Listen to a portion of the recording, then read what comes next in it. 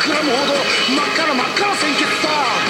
生きたいとか死にたいとか、そんなことは時に、あくまで時にどっちでもいいような気がするんだ。そんなことより生きたいなら生きたいなりに、死にたいなら死にたいなりに、ちゃんと人間か、ちゃんと人間か。目がくらむほど真っ赤に真っ赤に。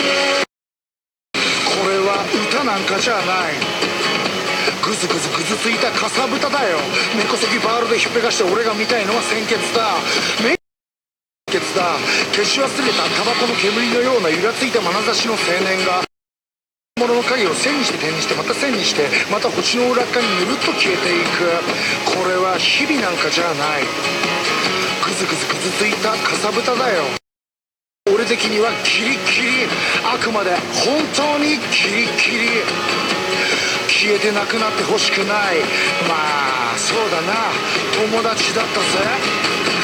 お前のライブ見てみたかったな。最前列でやじってやったのにな。お前のライブ見てみたかったな。お前も歌うたいになればよかったのにな。持ち時間30分なら30分、1時間なら1時間、3時間なら3時間。それが歌うたいの寿命なんだ。わざわざ自らわざわざ永遠にくたばるまでもなく、毎日毎回くたばることができて、そして何より毎日毎回生まれ変わることができる、なんとも自分勝手で都合のいい存在なんだ。そういやお前にあげたギターをサトシってやつが持ってったぞ。お前の連れだって言いたいだけど、本当か嘘なら呪いくせよバカ野郎。街は眠らない。